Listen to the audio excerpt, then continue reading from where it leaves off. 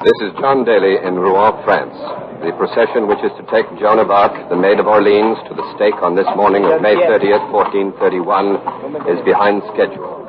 We had expected that it would be here at the Rouen prison castle in which Joan of Arc is chained in a dungeon, but when we went on the air, we expected it, but evidently something has happened to cause a delay, and the procession is still nowhere in sight.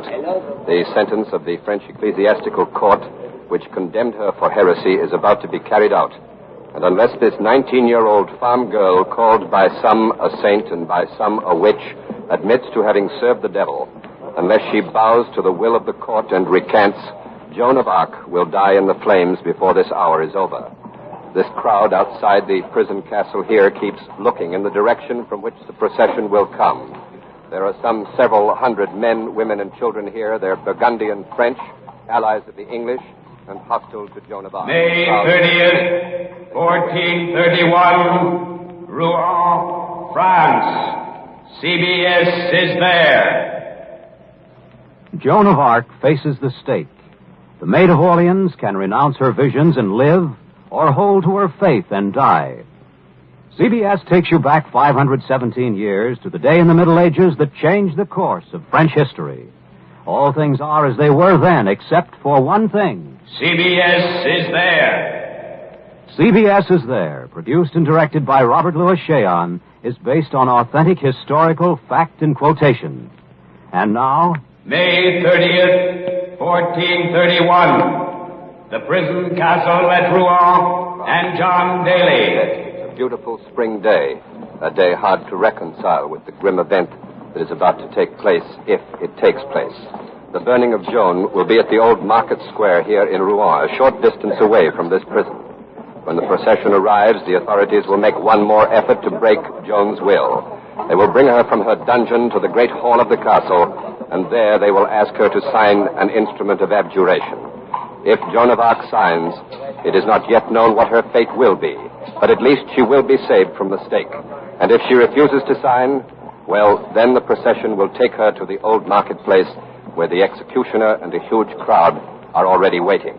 However, there is still no sign of the procession, and my colleague, Quincy Howe, has spent the last few days in an exhaustive investigation of the career of this remarkable girl. And for his report, we take you now to Quincy Howe at our Mobile headquarters. Never before in history has one person risen so swiftly from obscurity to fame as Joan of Arc, Maid of Orleans. Of all the amazing feats she is said to have performed, none surpasses this. Joan was born 19 years ago in the little village of Domremy, on the left bank of the river Meuse, just west of the Duchy of Lorraine. Her father is Jacques d'Arc, a simple farmer. From childhood, Joan claimed she saw visions of saints and heard their voices. Then one day, St. Michael appeared to her in the radiant figure of a man poised on wings and bathed in dazzling light. St. Michael told Joan that God had appointed her to drive the English invader from the soil of France. He told her to go and lift the siege of Orleans and put Charles the Dauphin on the French throne. In a remarkable series of adventures, this simple farm girl, who could neither read nor write and who dressed like a man, reached the Dauphin and persuaded him to make her commander-in-chief of his armies. Clad in white armor and riding a black charger, she inspired the French soldiers to incredible heroism and won great victories. She drove the English forces and their Burgundian allies from Orleans. She led the Dauphin to Reims, where he was crowned King of France. Then, after she had accomplished her holy mission, the English captured her at Compiègne and handed her over to the French for trial as a sorceress. For months she confounded her learned inquisitors. Always she refused to repudiate her visions. Yesterday the court condemned her, and today she dies, unless she falters when she sees the stake. Men of logic regard Joan's visions as phantoms of her religious imagination. They consider her military success just a barrel of luck. But to thousands of Frenchmen who revere and follow her, she seems indeed a messenger from God. What the future will think is... just a moment. Here comes the procession back to John Daly. In a solemn march to the prison castle, the procession is led by a delegation of high churchmen, followed by black-robed Dominican monks chanting a litany. There are also English men-at-arms on horseback and an empty tumbrel. The castle drawbridge is coming down. Perhaps you can hear the rattle of its chains in the background. At the head of the procession, His Lordship Pierre Cochon, the Bishop of Beauvais, and Chief Judge at Joan of Arc's trial. Beside him, the Earl of Warwick, who in the absence of the Duke of Bedford is the Commander-in-Chief of the English forces occupying Rouen. The drawbridge is down. The Bishop of Beauvais and the Earl of Warwick have stopped here to talk with the captain of the castle guard. The monks are passing on over the drawbridge into the great hall of the castle, where Joan of Arc will be given her final chance to abjure. I've interviewed both Pierre Cochon and the Earl of Warwick before during Joan's trial. Pierre Cochon speaks English, and, sir, here's a question I've not asked you before. Has it ever been officially explained why you were chosen as the chief judge for the trial of the maid? It is a simple fact of church government. Jeanne d'Arc was captured in Compiègne. That is part of my diocese. And so it was my duty to try to save her soul. Your Lordship, it has been rumored that you asked for the privilege of trying Joan of Arc because she'd invaded your diocese and driven you out of it 2 years ago. I am accustomed to the slander of heretics. I pay them no heed. Well, what of the charges, Your Lordship, that the maid's trial was unfair, that 2 of the judges denounced it as illegal? Quant à cela, monsieur, I will say to that simply that I was congratulated by my superiors of the University of Paris for the great solemnity and the just and holy spirit in which I conducted the trial. I see. And do you think, Your Lordship, that the maid will recant in the Great Hall? Jeanne d'Arc, monsieur, is but 19. At this age, life is sweet. I have high hopes that she will recognize the error of her ways. And just what is it that you would like the maid to do? That is very simple. She must confess that the visions and voices she saw and heard did not come from God, and sign an abjuration to that effect. But the maid has steadfastly maintained, Your Lordship, that her visions were divine. But that is not possible, monsieur. One cannot receive communications from the Church triumphant in heaven, except in accord with the teachings of the Church militant on earth. The heresy of this Maid of Orleans is that she did not consult with the Church and submit to its judgment about her visions. If then her visions were not from saints and angels, they must have been from Belial, Satan, and Behemoth. I see, and that is what the maid must declare now if she is to be saved. That is correct, monsieur. We wish to save this child. We are not interested in her body, but her immortal soul. The body burns only for a few moments, but the soul of a sorceress burns through all eternity. One more question, please, Your Lordship. There are those who suggest that Joan of Arc was condemned for political reasons. I do not wish to comment on that. But if I may, Your Lordship... I repeat, I do not wish to comment. I am not interested in politics. I must go now into the question. Thank you, Your Lordship. My Lord Warwick. You came with the Bishop of Beauvais, sir. Aren't you going into the castle with him? Oh, no. The saving of souls is for churchmen. My work today is to be rid of the maid, and high time, too. But, my lord, what if the Bishop of Beauvais is right and the maid recants? Mark me. He'll soon be coming out with the maid. We'll see a fire and smell smoke today. I'll wager every pound and every acre I own that Joan will sign no paper. Do you consider her saint or witch, my lord? Saint or witch, I know not. But I know the woman. As much as she loves life, she loves what she believes in more. The maid is flesh in her body, but her spirit is steel. How is it, my lord, that when the English captured Joan of Arc, they didn't put her to death immediately? If I'd had the say of it, she'd been tied in a bag and dropped in the river. But no, not these French. They have to try her in court. Meddle with words. Very peculiar people, these French. But at least they paid us £10,000 for her. That's a large sum, my lord. Not for a wench who drove us out of Orleans and smashed our armies at Patay, who set a weakling on the throne of France. And the damage is not yet done. Though Joan of Arc dies today, we'll not see the end of her yet. And what do you mean by that, my lord? I mean, this maid, this peasant girl, has still a mighty following in unconquered France. These French rebels, they believe her divine. Even after the faggots have made her ashes, I venture they'll cry her name and fight like devils at the sound of it. we'll be hard put to hold whatever soil we've already won. And is that why you've given orders to have the maid's ashes thrown into the River Seine, my lord? I want nothing left on which to rear a legend for nourishing the spirit of the French. The memory of this maid will be worth 100 battalions to them. What a pity she was not born an Englishwoman. Thank you, my lord. The Earl of Warwick has turned to talk with the captain of the castle guard again. The proceedings in the Great Hall must be ready to start. Don Hollenbeck is there to report them, so let's go inside to the Great Hall and Don Hollenbeck.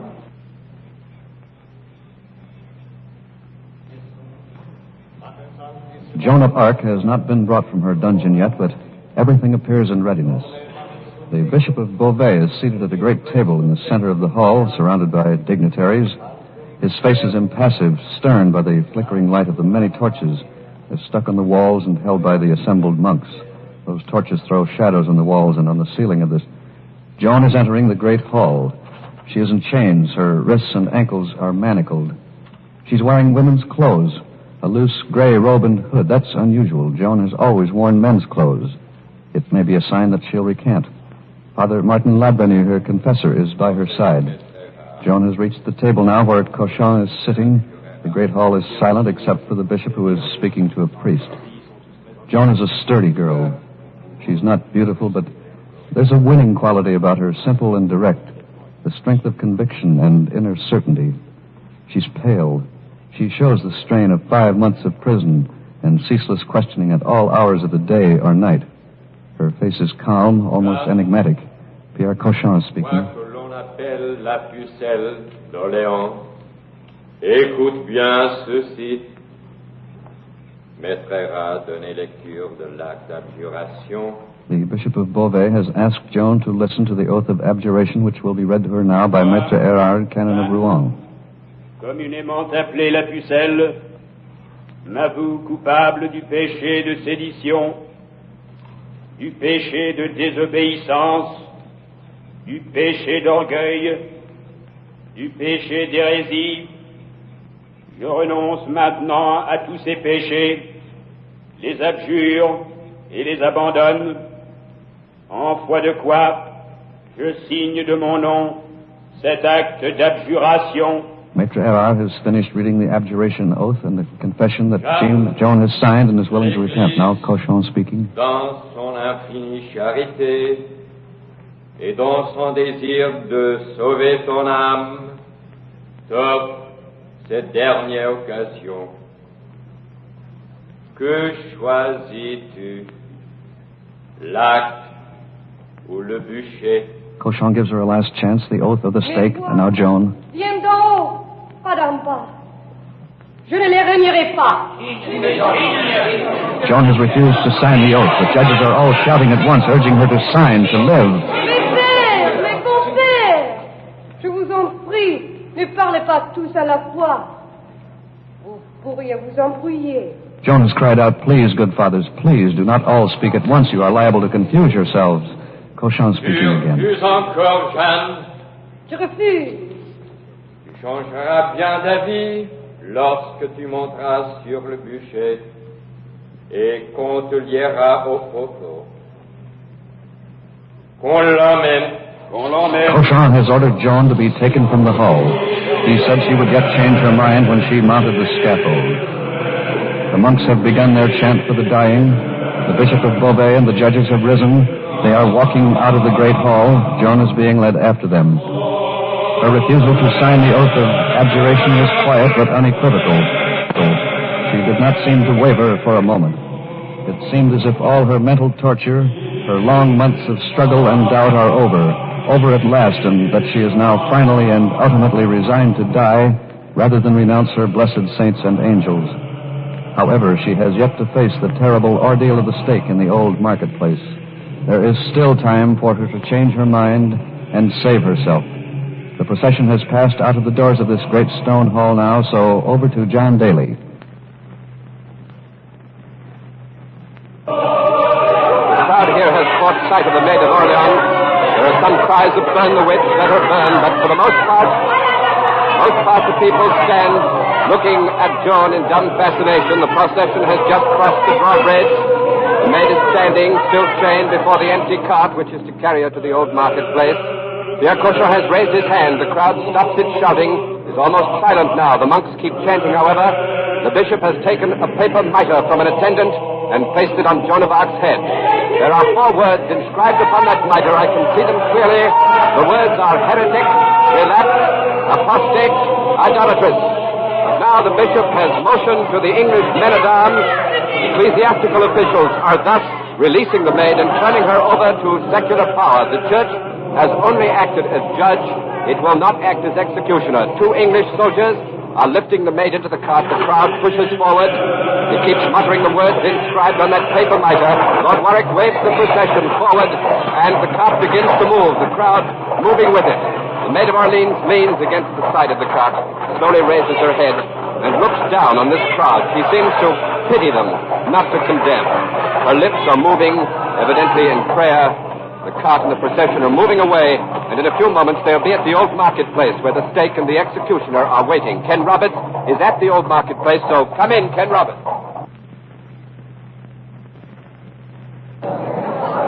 The huge mob here at the old marketplace doesn't know that Joan is on her way. The people are thronging this great square, talking, waiting. Some of them have been waiting since dawn for this spectacle.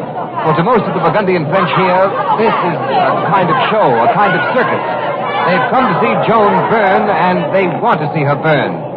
I'm standing at the foot of the scaffold itself. It's really a double scaffold on 2 levels or platforms, one higher than the other. The executioner and his attendants stand on the lower platform, and the upper one has the stake and the faggots. To the right of this double scaffold, there is another raised platform reserved to the authorities. The space immediately around the scaffold is guarded by English men-of-arms, keeping the crowd at a distance. From my vantage point, I can see the entire sweep of this vast throng. People choke the square itself and the streets leading into it. People everywhere on rooftops and at windows. It's a huge mob, a vast mob. And here is one of the French women that is part of it, come to see Joan of Arc burn today. I'm going to ask her whether she thinks Joan may cheat her out of a burning today by recanting. Pardon, madame. Pensez-vous que Jeanne sera brûlée? Oh, j'espère bien que je va brûler. J'ai pas l'intention d'être venue pour l'évêque pour rien voir. Joan had better burn, she says. She's not come all the way from Pont-l'Evêque, that's about 50 miles west of Rouen, to have her holiday ruined. Oui, il y a un homme qui m'a offert 10 sols d'argent pour ma place près du bûcher. A man offered her 10 francs for her place here. Alors? Alors, je lui ai craché à la figure. She spit in the man's face, she said. Oui, je suis venu tôt pour avoir une bonne place. Et tant fou, on ne me la pas. Merci. She came early, she says, and she won't be cheated. On ne me la pas. Merci, madame. Now here's one of the English guards around the scaffold. Soldier, Joan of Arc is on her way here now. What do you think of that? That's the best news I've heard all morning. The quicker she gets here, the quicker I'll get my dinner. Well, aren't you more interested in what's going to happen to this girl than you are in your dinner? Do you think she'll weaken and recant? No matter to me one way or the other, as long as I get something to eat and a draught of ale. This French dust parches my throat something awful, it does. Thank you, soldier. Now, here's the chief executioner himself, also an Englishman. His name is Geoffrey Ferrage. I've spoken with him before. He wears the familiar black robe and hood of his calling. Master Ferrage, how do you feel about putting Joan of Arc to the stake? Feel? I have no fear. It is a matter of business. Aren't you reluctant about it? I can't afford such sentiments. If the maid burns, I'm paid. If she doesn't, I'm not. Thank you, Master Ferrage. Now, here's a gentleman near the scaffold who looks like a scholar of some sort. He seems to be neither English nor French. I beg your pardon, sir. Do you speak English? I speak many languages, signore. Would you tell us your name, please? I am Alfredo Firenze. I travel about Europe collecting rare manuscripts for the library of the House of Medici in Florence. Oh, I see. You're a Florentine. De Medici is a famous name. And what is your point of view on the burning of Joan of Arc today? As a humane man, I naturally do not want her to go to the stake. But as a man with some regard for the future, I hope she will not flinch from her fiery ordeal. That's a surprising thing to say. Would you explain it, please, signor? Si, con piacere.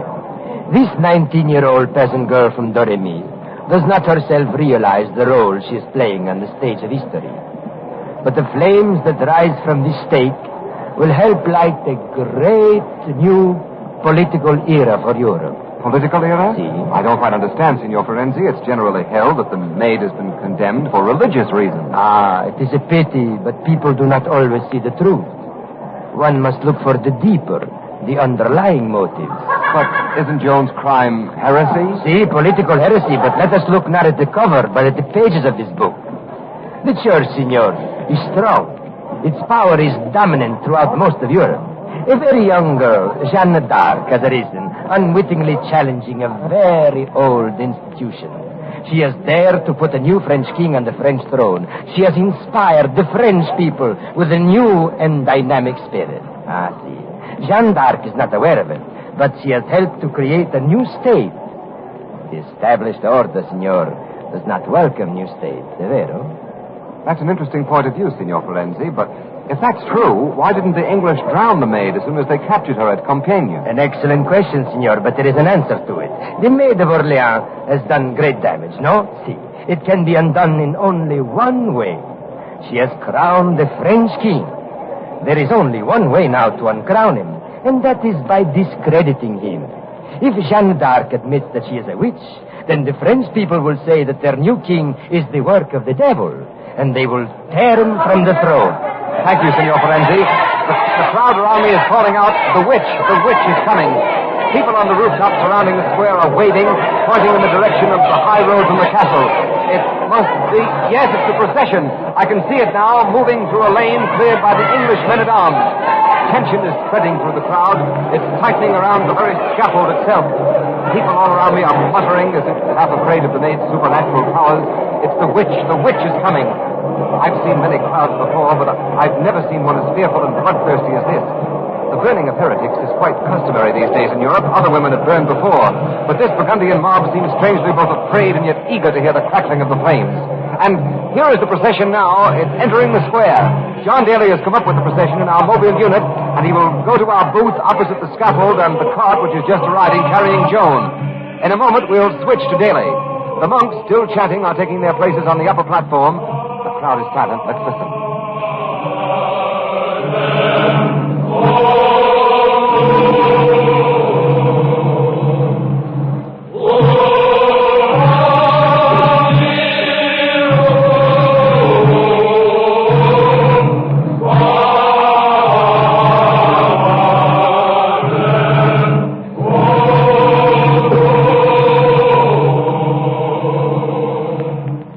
This is John Daly. At a signal from the Bishop of Beauvais, the monks have stopped their chanting. The cart is now directly before the scaffold. Joan, as she is lifted from the cart, keeps looking at the scaffold. Her eyes seem fascinated by it, but she utters no cry, although her lips are still moving. She is still praying. Pierre Cochon has said something to Joan. I couldn't catch it from here, but whatever it was, Joan has shaken her head fiercely. Lord Warwick has signaled now to the executioner. His assistants have seized Joan. The crowd has suddenly come to life again. This is what they've been waiting for, and they're watching now open-mouthed with anticipation as the executioner's assistants carry the Maid of Orleans up to the scaffold. The Earl of Warwick watches calmly. He just glanced at the Bishop of Beauvais, and Pierre Cochon looked at him for a moment, his face impassive. Now both men are taking their places with the other dignitaries on the platform. The maid is being chained to the stake by the waist and feet.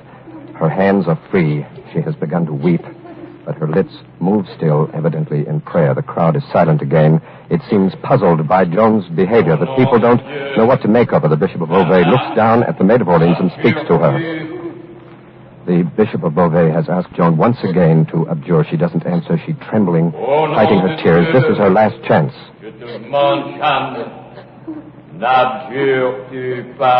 And again, Pierre Cochon has asked, do you abjure, Joan? She raises her head and this time speaks.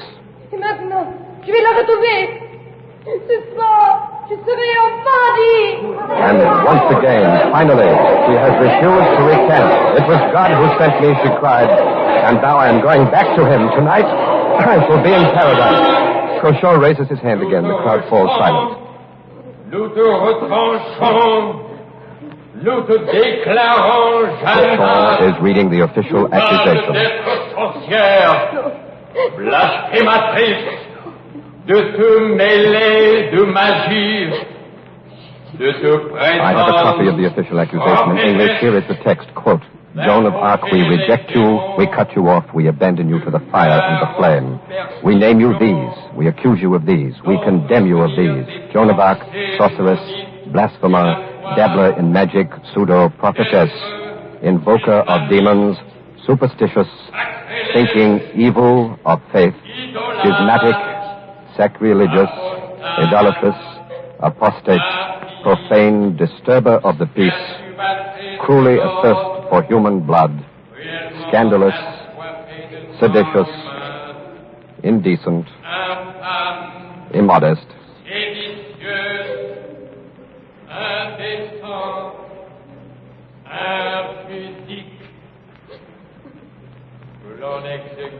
and he concludes, let the sentence for the heretic be carried out. That is the end of the accusation. Cauchon has finished reading, and the executioner bends down now to arrange the faggots. Joan of Arc has cried out, give me a cross, give me a cross. The crowd is absolutely silent. No one moves. Only the executioner calmly proceeds with his work. And again Joan cries out for a cross. For the love of God, a cross.